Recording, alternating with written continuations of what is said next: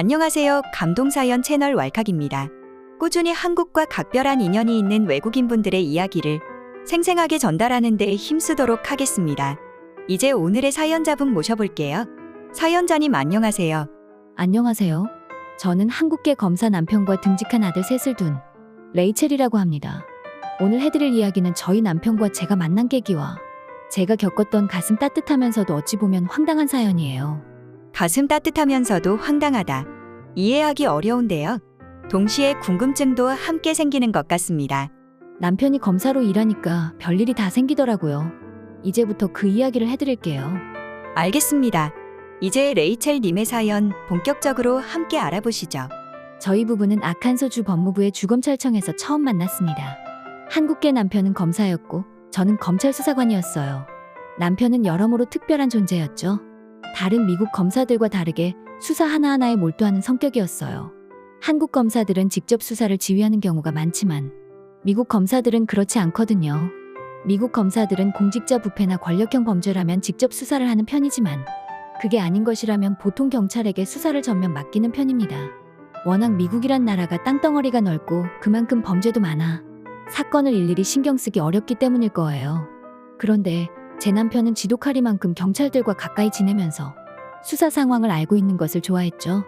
그러면서도 경찰들과 어떤 트러블도 없이 유들유들하게 지냈어요.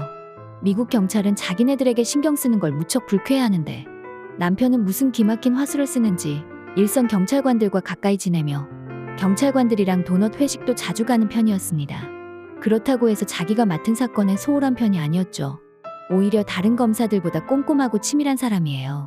처음 제가 남편의 보좌 수사관으로 배치받았을 때 남들보다 두세 배 많이 일하게 될 줄은 몰랐습니다. 지치지 않는 체력으로 사건을 공정하게 해결하려 노력해 법무부에서 자체 표창까지 여러 번 받았죠. 저는 그런 근면하고 철저한 모습에 반했고 제가 여러 번 데이트 신청한 끝에 연애를 하게 되었어요. 그리고 남편의 부모님과도 만나게 되어 결혼까지 빠르게 골인하게 되었습니다. 이렇게 저희는 부부 공무원으로서 더욱 열심히 일해야 했죠. 부부가 된 후 저는 둘째를 임신하게 되었고 휴가를 받아 한동안 집에 있는 신세가 되었어요. 남편은 눈코 뜰 새 없이 바쁘게 일하면서도 밤에는 어떤 사건이 신경이 쓰인다든지 하는 소소한 이야기를 항상 나눴죠. 그 중에서 가장 신경 쓰이던 이야기가 있었습니다. 바로 남편이 맡고 있었던 마약범죄 조직 소탕건이었는데요. 그 조직에서 매우 높은 등급의 조직원을 포섭해 대거 체포에 들어가게 되었다는 이야기를 들었습니다. 조직원이 자백한 정보에 따라 줄줄이 조직원들을 체포하다 보니 아칸소주를 넘어 텍사스주하고도 합동수사를 펼치고 있다는 거였죠. 저는 오히려 판이 커졌으니 승진할 기회라고 다독여줬더니 남편은 저에게 몸조심하라며 혹시나 큰일이 생길지 모른다고 했어요. 이야기를 들은 후 저는 섬찟했습니다. 마약 조직은 수틀리면 공권력에도 보복하는 자들이라는 것을 잘 알고 있으니까 말이죠. 하여간 저는 그 이야기를 듣고 불안에 빠진 채 최대한 집에 틀어박혀 살기 시작했습니다. 그리고 어느 날 올 것이 오고야 말았죠. 남편은 일하러 밖에 나가고 없는 사이, 그리고 첫째는 어린이집에 가 있는 사이에 저 혼자 집에 남아 있었습니다. 낮 12시 정오가 되었을 무렵 벼랑간 초인종이 울렸어요. 벌건 대낮에 웬 손님인가 했죠. 혹시나 남편이 말했던 위험한 일이라는 게 벌어지지는 않을까? 갑자기 위험하다는 직감이 팍 들었습니다. 물론 공무원으로서 총을 함부로 휴대하고 있으면 안 되지만 저는 남편 모르게 스미스 웻슨 리볼버를 벽장에 숨겨두고 있었어요. 그걸 벽장에서 쓱 꺼내 옷소매에 숨긴 채 현관문 CCTV로 누가 초인종을 두드리고 있는지 확인했죠. CCTV로 확인하니 웬 대머리 아저씨 한 명과 금발 같으면서도 갈색 곱슬머리인 꼬마 아가씨가 서 있었습니다. 꼬마 아가씨는 까치발을 들고 초인종을 한 번 더 누르더군요. 그래서 저는 안심하고 문을 열어주었죠. 다만 대머리 아저씨의 정체가 누군지 알 수 없었기에 방심할 수는 없었습니다. 그 대머리 아저씨는 꼬마 아가씨의 아버지였어요. 대머리 아저씨는 저에게 남편의 소개로 여기에 몸을 의탁하러 왔다면서 갑자기 잘 부탁드린다면서 혹시 자기들이 묵을 방이 있냐고 물었죠. 저는 너무나 황당해서 남편에게 전화를 걸었습니다. 전화가 연결된 직후 저는 바로 남편에게 무슨 자초지종인지 설명하라고 했죠. 제가 너무 흥분했는지 남편은 일단 저를 진정시키고 대머리 아저씨가 누구인지 천천히 설명을 했어요.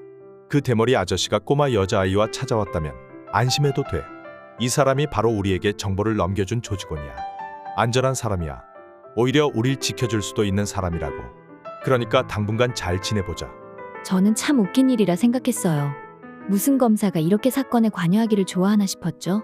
첫째 아이가 스쿨버스를 타고 돌아온 이후 함께 저녁을 먹었습니다.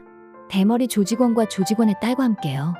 무거운 정적만이 흐르고 있었는데 대머리 조직원이 힘겹게 입을 열면서 이렇게 말했습니다.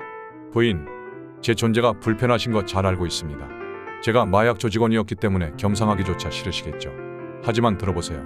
제가 정말 나쁜 사람이었다면 남편분께서 이곳에 저를 들이셨겠나요? 검사이신 부군께서 저를 설득하셨어요. 조직을 배신하고 딸에게 더 좋은 환경을 만들어주라고 말입니다. 저는 온갖 나쁜 짓을 저질렀습니다. 사람도 해치고 정말 별짓을 다 저질렀죠. 하지만 제게 하늘이 내려주신 선물 같은 아이에게 이런 끔찍한 환경을 물려줄 수는 없었어요. 검사님은 모든 정보를 자백하고 전부 잡아들인 다음에 재판이 시작되면 증인보호 프로그램을 신청해 주시겠다고 했습니다. 시작되기 전에는 아예 여기에서 몸을 의탁해도 좋다고 하셨죠. 검사들과 그 가족들은 오히려 경호가 매우 철저하니 어디에 있든 여기가 가장 안전할 거라고 말입니다. 부인께 저도 죄송한 마음입니다. 하지만 저도 제 딸을 지키고 싶거든요. 그 이야기를 들으니 이 대머리 조직원과 그 딸이 가여웠습니다. 딸은 오믈렛을 냠냠 씹으며 자기 아버지를 바라보았죠. 어쨌든 대머리 조직원은 최대한 저와 제 가족들에게 불편함을 주지 않기 위해 최선을 다하는 모습을 보았어요. 저는 그 모습이 안타까워서 굳이 뭐하러 떨어져 다니느냐라고 하고 조직원의 딸아이와 첫째 아들을 함께 마당에서 놀게 시켰죠.